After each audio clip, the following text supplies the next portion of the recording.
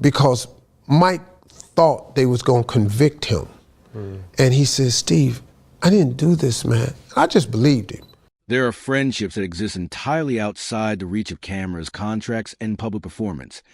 Friendships built not on what two people can do for each other professionally, but on the kind of genuine human connection that survives scandal, tragedy, and the full destructive weight of the American media machine.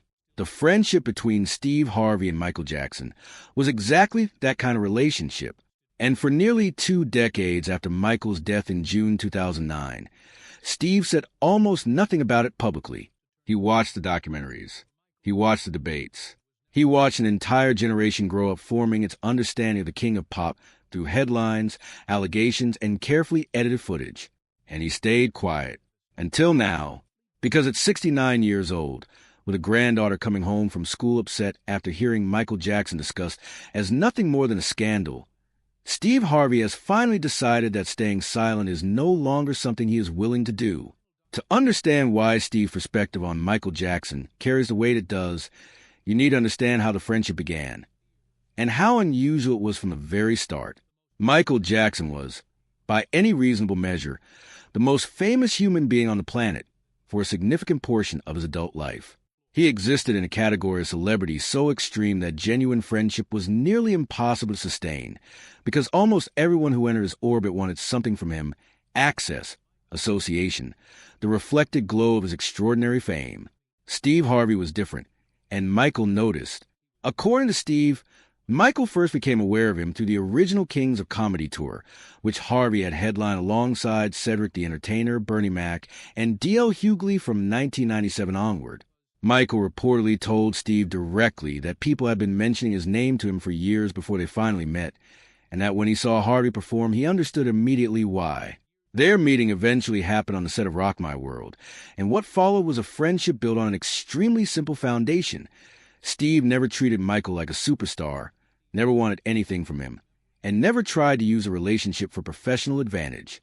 In a world where Michael Jackson was surrounded entirely by people who wanted a piece of him, that simplicity was apparently worth more than almost anything else. The moment that defined Steve's understanding of who Michael Jackson really was happened on the 15th of August 2004, a day before Michael was scheduled to appear in court for a pretrial hearing in what would become one of the most watched criminal trials in American history. Michael called Steve and said something that Harvey has described as one of the most quietly heartbreaking requests he had ever received from another person.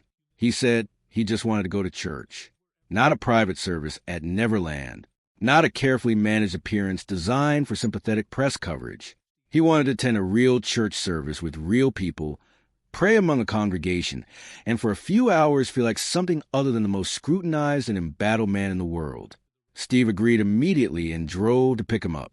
When Michael came out, he was wearing an elaborate military-style jacket that Steve later estimated cost somewhere in the region of $20,000.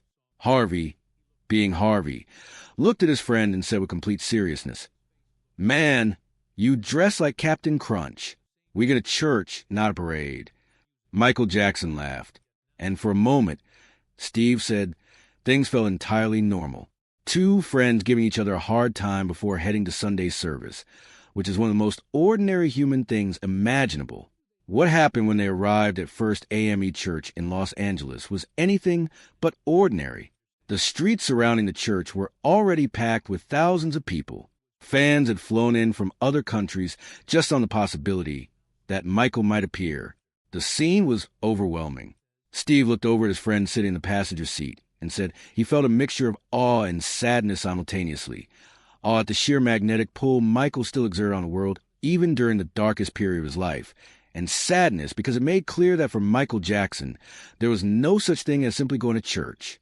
There was no version of normal available to him, not even in a moment of private prayer, not even on the day before a court hearing. They went inside anyway. Michael worshiped. He met children in the congregation. He signed autographs. He received prayers from people who believed in him. And at some point during that visit, he turned to Steve and said the words that Harvey says he has never forgotten and never doubted for a single moment. "I didn't do this, man." To understand the full weight of that statement, you need to understand the context that surrounded it. The accusations Michael Jackson faced in 2003 and 2004 had grown directly from a documentary that aired in February 2003, a film that Michael himself had believed would finally show the world who he really was. The documentary was called Living with Michael Jackson, produced by journalist Martin Bashir, who had spent several months inside Michael's private world at Neverland Ranch filming conversations, interactions with his children, and intimate moments that Michael had never allowed cameras to capture before. Michael believed in the project. He trusted Bashir with access that was almost unprecedented in its depth and intimacy. He believed the world would see in the way he actually was, a man who had been robbed of his childhood by the brutal machinery of early fame, who was trying to recreate the innocence he had lost, who genuinely loved children the way that someone who never had a real childhood might love what childhood represented. What the documentary actually showed, after Bashir's editing and narration were applied, was something very different. The tone was suspicious throughout. The most controversial moment came when Michael spoke openly about sharing his bedroom with children and saw nothing wrong with it. The context: that the bedroom was a 2-story suite larger than most homes, with multiple sleeping areas, and that the arrangement involved groups of children and adults in what Michael described as acts of kindness towards sick and disadvantaged kids, was largely absent from the final cut. What viewers saw instead was a version of events carefully framed to generate maximum discomfort. The backlash was immediate and enormous. Within weeks, the Arvizo family, whose son Gavin, a young cancer patient, had been prominently featured in the documentary, accused Michael of sexual misconduct. The same prosecutor who had pursued Michael unsuccessfully during the 1993 allegations, Santa Barbara District Attorney Tom Sneddon, launched a new investigation. And in November 2003, Neverland Ranch was raided in a massive police operation involving search teams, helicopters, and every camera in the state of California positioned outside the gates. Steve Harvey watched all of it from Los Angeles. He stayed in contact with Michael throughout, and what he witnessed during that period forms the core of what he has finally decided to say publicly. He has described visiting Neverland in the days after the raid and finding a property that felt entirely emptied of its spirit. The amusement rides were still. Most of the staff had been sent home.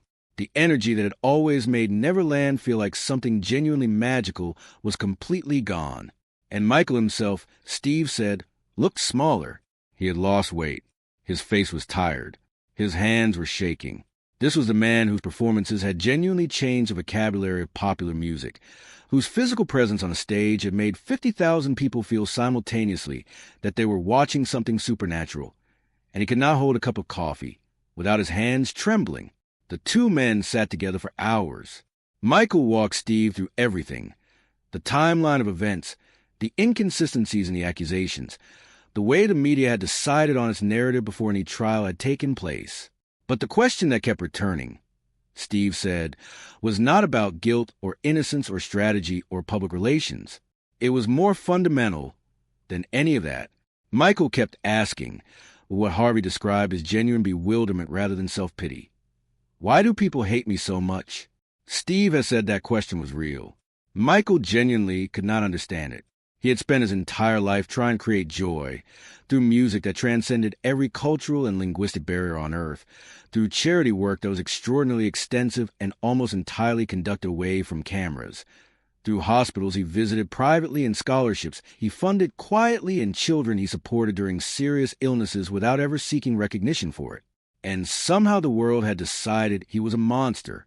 The gap between who Michael believed himself to be and how the world had chosen to see him was something he could never fully bridge. And watching him sit with that confusion was, Steve said, one of the most painful things he had ever witnessed. The trial of Michael Jackson began in January 2005 in Santa Maria, California, and lasted 5 months. Steve followed it obsessively from a distance, studying court transcripts and speaking with people connected to the defense team. And the more he learned, the more the picture that emerged from inside the courtroom diverged from the picture being presented nightly on American television. The prosecution's case was, by most accounts of those following the proceedings closely, struggling badly under cross-examination. The Arvizo family's timeline contained inconsistencies that defense attorneys exploited effectively. No physical evidence was produced. The credibility of key witnesses deteriorated significantly under questioning, yet the media coverage barely shifted. Headlines continued focusing on Michael's appearance, his behavior, and his public image rather than on the evidentiary realities of what was actually being argued inside the courtroom. When the verdict came on the 13th of June 2005, it was not guilty on all 14 counts. Michael asked Steve to be nearby that day, not inside the courtroom, but close. When Harvey finally saw him afterward, he expected relief. He expected some version of joy or vindication or release. Instead, Michael looked at him with an expression that Steve has described as one of the most haunting things he has ever seen on another person's face, and said quietly, "We won, but I lost everything anyway." He was right. The acquittal did not restore his reputation in the way justice is theoretically supposed to work. The damage had been done over 2 years of daily international coverage that had presented the worst possible interpretation of every available fact. He never performed in the United States again. He spent his remaining years largely in exile, moving between Bahrain, Ireland, and Las Vegas before beginning preparations for a comeback tour that would never happen. He died on the 25th of June 2009 at the age of 50 from acute propofol and benzodiazepine intoxication, with his physician Conrad Murray later convicted of involuntary manslaughter. Steve Harvey has thought carefully about why he is choosing to speak now rather than at any of the many earlier moments when he could have. The immediate answer is his granddaughter. The conversation she brought home from school, the version of Michael Jackson she was absorbing, the question she asked him that cracked something open that he had been keeping closed for a long time. But the deeper answer is about legacy and what happens to the truth when the people who hold it decide that silence is safer than speaking. Michael Jackson donated hundreds of millions of dollars to charitable causes during his lifetime, supported dozens of organizations across multiple countries, funded children's hospitals, visited sick children privately without cameras, and created a body of work that fundamentally changed the sound and reach of popular music globally. His estate, which was deeply in debt at the time of his death, was eventually able to use the ATV music catalog he had purchased in 1985 for $47.5 million, outbidding Paul McCartney himself, to clear those debts entirely, with Sony eventually paying $750 million for that catalog stake in 2016 and another $600 million for a share of his masters and publishing rights in 2024. The same industry that spent years publicly destroying him is now paying extraordinary sums for what he created. Steve Harvey is not naive about the reaction his decision to speak will generate. He knows that in the current media environment, defending someone as controversial as Michael Jackson is not a neutral act. He knows people will call him naive, complicit, or worse. He has said directly that he no longer cares about any of that. What he cares about is the difference between a man who was acquitted of every charge ever brought against him after the most exhaustive investigation in the history of American celebrity, with federal scrutiny, raids, years of surveillance, and examinations of every hard drive and every room in his possession, and the reputation that persists despite all of that. He cares about a conversation in a car before church, and a man in a $20,000 jacket who laughed at a Captain Crunch joke, and a quiet voice saying, "I didn't do this, man." Steve Harvey believed him then. He believes him now. And after 20 years of silence, he has finally decided the world deserves to hear why.